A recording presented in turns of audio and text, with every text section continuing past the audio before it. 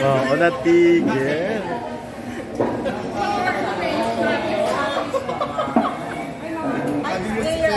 Si Sally po ang ating Jerry siya. Si Ron. Birthday boy. Marie Chris. Mamaya na lang. Mamaya na. Mamaya na lang to. Iba-iba pet. Okay lang po. DCRH. Gusto niya magpa-picture sa'yo, kaya yan ang sinuot niya. Bumili ako. Bumili talaga siya. Sorry po kahapon kasi mga 4:15 kami balik sa office nila po. Nakita namin yung laktas sa falls. Mga falls dito. Nakita talaga na dinedevelop siya. Talagang tuloy-tuloy parang parang ang dami. Improvement. For now po talagang nakafocus po ang LGU Dingalan for turismo Dingalan. One of the biggest potential po kasi for local revenue generation. So yung pong mga other destinations po ay unti-unti pa lang po siyang inaayos. So we invested po muna doon sa ating mga road network po at saka mga bridges. So kung makikita po niyo ngayon ongoing yung construction mga roads. Tinataasan niyo po ba yung road? Kasi parang meron parang yung wall. Ano po siya? Actually, bumaba po siya. Bumaba siya. Ano yung parang wall tapos sa rice fields na flood control po yung flood control. Kasi nung araw po doon, lumulubog po sa tubig yon because rice field po yung area. So that is part of the exploring south po, yung south is the southern part of Dingalan. 3 major barangays po doon. So Umira, Ibuna po yung pinuntahan nyo. We have municipal extension po doon sa PAGCOR building. So multi-purpose building po yon for municipal extension, evacuation center, and extension po ng services natin sa furthermost part of Dingalan. May nakakapansin po, sabi na parang Siargao Pills, pinupromote na parang Batanes of the East. Parang may sarili naman siyang identity. Dingalan. Actually, we are our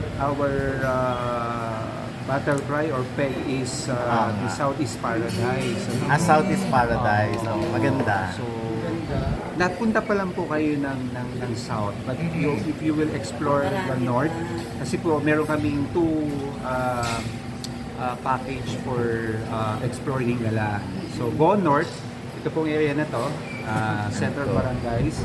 Andito po yung mga view deck, andito po yung Batanes landscape, at saka po yung aming grotto, then Tanawan Waterfalls, andito po sa central or sa northern part.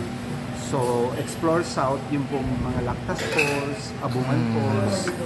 So, doon naman po siya. Naaalala ko nung parang panahon ng pandemya, may mga gusto pumunta rito. Kaya maligpit daw.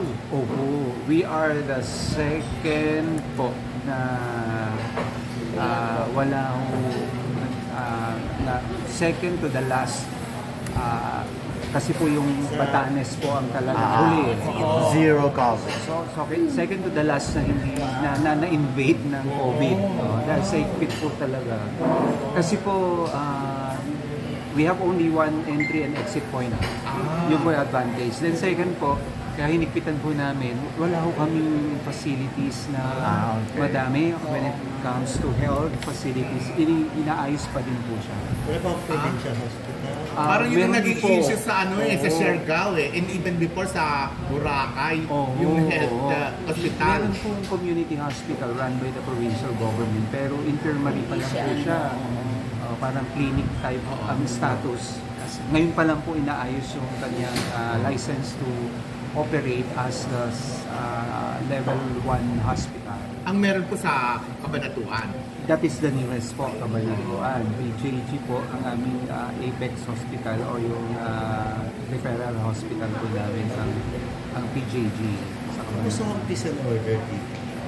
Okay naman po. Generally, yung 8 focus crime po namin dito, hindi naman ganun ka taas. Ano po? So, mga minor yan. Kasi yung sa Batanes, kasi di ba, yung naging malaki na zero private. talaga. Private. Kasi ang mga tao mismo doon, mga mababakit. Okay. Doon kung paano sila ano yung mga tao doon na ganun talaga yung attitude nila. Ganun din yung rito. Mas ganun sila sa mga bisita. Compare po on the mga Ibatans, talagang they have already cultured and isolate the area since geographically talaga isolated ang Batanes. Dito po generally very warm ang mga Bingaleños. Kaya lang po, we are mixed now of other nearby towns or municipalities. So, hindi ko maiiwasan na yung adjacent po ang lapit. So, minsan may mga robbery cases din. So, Pero mga dayo-dayo. dayo po yun. Generally po, yung locals po, wala po. Wala. Pero Mayor, anong pwede niyong gawin para at least ma-encourage yung, for example, yung mga nag-shooting naman Yun nga, May. na pumunta dito at dito sila mag-shooting kasi ang dami niyong magagandang lugar eh. Opo, dito po si Dingdong yung pong pilot airing ng Descendants of the So Sun. ayun, dito yun. Dito po Saan yun. area po yun? Dito po sa Butas na Bato. Yung po doon, yung beach area. Tsaka po yung dito sa view deck. Dito po. Ako po yung nag-cameo role pa ako. Okay. Gano'ng katagal po sila dito, Mayor? Ako po si Destroyer. Opo. Mayor na Destroyer. ilang seminars? Ano po kasi yun? Pre-pandemic po yun. January or February sila dito, then biglang March ay kaya yung Descendants of the Sun, na lang in-house shooting na lang po sila doon puro. Pero gano'n po sila katagal dito nakakapag-shoot? For 5 days po sila. Okay. So kung nakilala niyo ng personal si Ding, Kasama ko po siya sa National Youth Commission. Okay, Ako po ay doon. Executive Director doon, Chief Operating Officer po ako doon, at si Pong Ding Dong po ay Commissioner at Large ng National Youth Commission. So before running dito po, ako po ay nag-work sa National Youth Commission. Pero 30 years na po ako sa government. Dito po ako nag-start as an SK, then councilor, board member. Talagang dito. nag-start ka from Mayor, pag Aurora kasi, ang kilala ng iba, Baler Aurora, surfing, at tataas ng waves.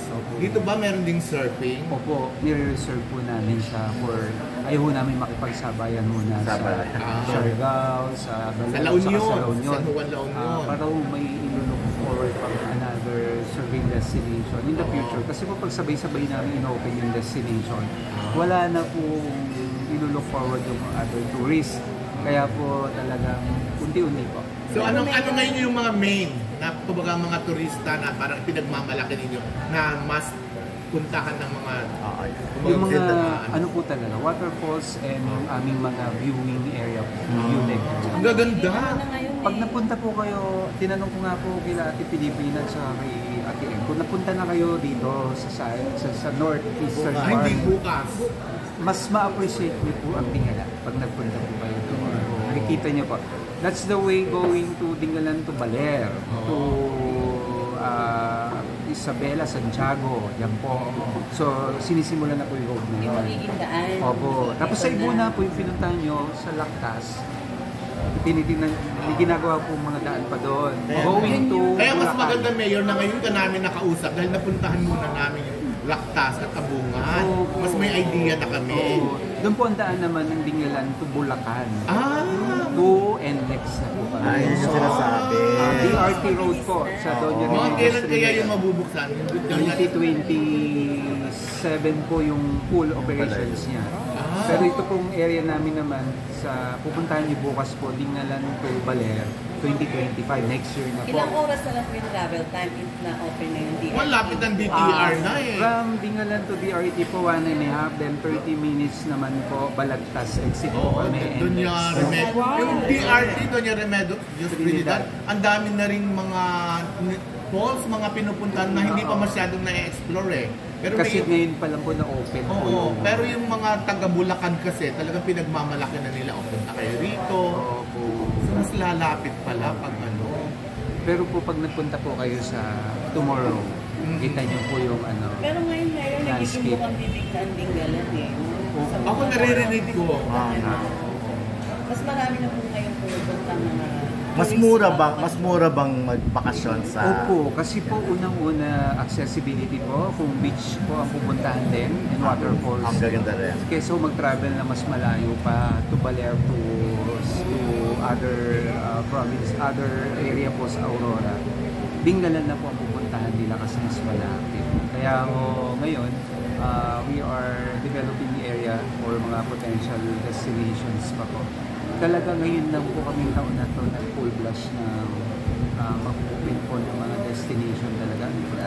Previously po, meron na, pero ngayon na mas na-develop po siya. Ano ba ang annual festival? Sa Bariles po kami. Saba is sa banana, Bariles is tuna. The tuna. Sa Babarili. Ano po yun? Yung pagkain, tinatanong nila eh. Ano yung pagkain may pagmamalaki rito? More on fusion po kami ng tuna. Banana, on the fruits is banana. So, mura din ang Tikman tuna. niyo po ang aming banana chips. Hindi, yung Kasi ang alam lang namin kasi na malapit si kasi akala Buyas. niyo po yung mga regular banana chips po na parang So, hindi iba yung tayo banana presetted. chips niyo. Pero pag tikman niyo po, hindi salasan niyo na lang ho. Para mas masabi. Minsan kasi hindi tayo interesado sa banana chips kasi natikman na Try natin. po namin mamaya yun. Mayor, May artista bang taga Yun nga, Dingalan? may mga celebrity ba na taga Aside Dingalan? from Vivo, and pwede bang gamitin sila for promotion? Ano? sa tourism ng Sa Dingalan boss, nag-start po ngayon si AJ Vicente. Hindi pa siya masyadong nasa casting po siya. ABC5 po siya. Nag-start siya sa Itbulaga, sa yung singing competition sa Itbulaga. Tapos po, yung magandang babae, mga magaganda sila. bata pa siya po eh. Baka doon pa sa Channel 7. Opo, nung una. Kasi yung Itbulaga pa iba-iba na. Tapos Kasi may po, singing competition. Wala bang gold star po na galing Ay, dito sa ito talaga. Sexy star daw. Talagang mga sexy star ang hinahanap. Nabigla si May. Mami. Ate Em. Hindi kasi ang ganda ng rumampa sa ano? Sa beach. Sa beach. June 15, 16 po. June 15, 16. Okay. Po. Sa Bariles Sa Bariles. Festival. Hindi na tagulan yun. Hindi pa po. Ang amin pong amihan dito is start of October. So ngayon pong March to September, tuna, ano po yan? Tuna season. So marami mo na-harvest ng Bariles po dyan. Tsaka yung mga nasa Quezon, Bicol, Cagayan, dito po ang So yun yung main products nila. tuna po and banana. So ano kaya mas tuna sa Jensen o yung dito sa inyo? Sa Jensen po kasi nanggagaling sa ano na yan eh, sa Papua New Guinea na po. Pero nung unang-una po, nung nag-start ang Jensen, sister city po namin ang Jensen. Kasi nga po, nag-start po kami for tuna industry. Gusto namin mas makuha ng kanilang mga best practices or yung kanilang mga learnings. No? So sabi nila, dapat habang nag-start kayo, huwag kayong magkaroon ng regulations na hindi lahat ng mga tuna ay ika-catch. Meron dapat specific sizes na nila. sizes. Pag maliit, wag muna. Ganun ang nangyayari po sa Jensen. Harvest na ng harvest, walang regulations. Kaya sa Papua na sila kuha. So, ang pinakamalalaking pong tuna nung araw, nasa Jensen po. Kasi Tuna Highway, Eastern Seaboard po, ito pong Philippine rice or yung ating Benham rice, yan po ang Tuna Highway. Dito po sa Aurora, then going to Bicol to Jensen. Bicol. Kaya ho yung haba ng travel nilang gano'n, malalaki ho yung tuna sa Jensen. Dapat makapunta rito si Pacquiao kasi pag Jensen. Pero sana merong sana merong isang Like may beauty queen, isang di beauty ba? queen tapos rampa dun sa ano. Ganda nun. Sa Magandang spots po. Ay, meron Sa po po? kami. Sino po yun? Para magamit sa promotion din. Kasi iba yung merong... Kung sa office nga po sana tayo, nakita nyo lahat ng mga... Sino po yun? Mga artista? Ay, artista po. Ang nag-promote pa lang po dito, si Jan Arcilla. Okay. Si Imelda Papin po. Yeah, kaibigan ko yun. Dito. Si Ding Dong po. Ayan. Randy Gorgie. Opo. Yung buong unang hirit, nagpunta na lang. Nag-shoot na rin sila dito. Yung umagang kay ganda, nung kinover na po nila ang sa Barbaridas po. Drew Si Drew. Arellano. Twice na po si Drew. Biyahe Drew. Biyahe ni Drew. Kasi parang ang dami pa rito. Balik tayo sa ano mo eh. Si Miss Lani, Miss Lucha. Okay. Pero, Si Chairman Aisa Sigera. si Ay, so kaibigan nila. Kaibigan namin yun. Kasi siya po yung chairman dati. Nung National Youth Youth na po. Commission. Correct. Yun nga, tatanong ko kanina, siya yung naabutan niyo. Sila po yung pumalit sa amin. Kayo muna, and then sila. Okay. Kaya ako naging guest namin si chairman nung one of the foundation day. Nagpunta po siya dito. Pero last na lang, kumusta yung experience, acting experience? Okay naman po, very short. Ano po ako doon? Pilot ng Chamba. Pilot lang. Na-enjoy nyo naman. Na-enjoy naman. So, pero One take lang po ako. Talaga. Pero kinoconsider nyo bang masundan pa yon or gawing career Hindi din? na po. Politika na nga po. Sa Hirap magsa-showbiz. Pagka nasa politika, parang nasa showbiz ka na rin. May intriga rin. Opo, okay na po. So naging kaibigan nyo rin talaga sila Ding Dong and Ice, yun sila yung mga... Yung buong cast po na si Dong Pos, inaanak ko niya yung anak ko. Tapos po nung nasa NYC kami, yan, kita-kita na po kami. Yan. Tapos po, 5 beses na po siya dito na papunta-punta. Sige. Pag na-chika namin siya, sabihin namin na... Opo, sabihin niyo po. Sige, ayan. Napunta po kami kay Sherwin Taay. May mga pagkain po ba kayo o ulam na pinagmamalaki bukod sa Bukod sa fusion na Kasaba chips. Tikman niyo po ang kasaba Sa chips. ulam po, sa ulam. Sa ulam po, tuna sisig. Meron po kang ibibigay sa inyo na yun po yung dinner natin, one of the Tuna sisig. Yung aming pong pako, yung fern. Oo, ang dami yung pako dito. Ang daming fern. So, ano pa po ba sa food? More on buko roll, mga buko candy, ganyan po. Marami naman. Sa ulam po, more on seafoods and ano po tayo. Tuna, sisig. Mas marami ba rito mga Katoliko? Opo, dominant ang Katoliko po dito. May grotto. Sa 11 barangays po, ang ito pong partigang pinakamaraming Katoliko. Sa South po naman, Matawin, Ibunang, Iglesia ni Cristo, and Catholic po doon. So, pero in general po, sa buong Lingalan ay 72% po ay Roman Catholic. Wala namang NPA dito. Dati po. Wala namang duda. Lahat. Pwede naman natin kayo doon. Hindi, tsaka hanggang ngayon. Teenage kasi natin, yung mga movie nila, di ba? Hindi, tsaka hanggang ngayon, ang ganda pa din. Na-meet namin siya ng birthday ni Senator Bong Revilla. Hair lang yun ang bago, pero yung mukha. Oo nga. Si Mayor, walang sinihan po dito. Wala pong sinihan. Masaya. Wala. Yun lang ang wala. Wala pa siya Walang mall. Pero po, ang Save More and Junior Billboard po, nag-manifest po sila ng intent to put up. Naghahanap na po sila ng lupa. Pero po, may nahanap na sila para ongoing po yung negotiation. Pero parang mas maganda pag walang mall. Mas magandang walang mall. Ako tingin ko. Actually po, yung mall itself, Kaya nga eh. pero kung halimbawa po mga supermarket, Ayun lang na, yung mga napuntahan namin. Pero Mayor, nanonood kayo ng mga local. Like ano pong pelikula yung favorite niyo? mga kasagsagan po, feel po ni Don, sila Richard, sila Si Don Zulueta ang kanyang. sino po ito? Drama talaga. Nakalimutan ko. Sharon. Yan. Ito po. So, dito po ay kay Sarah Geronimo and John Geronimo. Ah, okay. Kaya ako tinanong Mary Favorite ko yung kanina. asawa ko, si Sarah. Sarah. Sarah. Ay, dati niyang alaga. PR siya, publicist. Oo. Hindi, tinanong ko kanina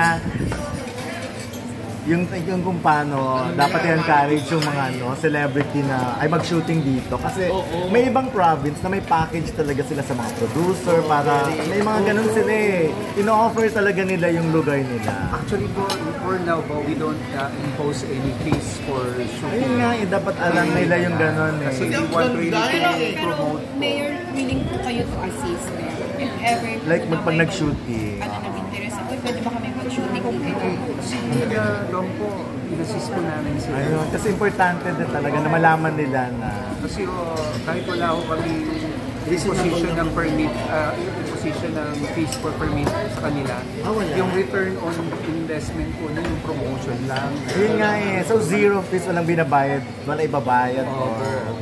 Pero I'm sure naman yung mga iba lang. Opo. Yung mga gagamitin nila. Pag napuntahan niyo po talaga itong North, Yes. bukas. Kaya sige to. Yes. Thank you, Mayor. Kasi meron yung hospital talagang sa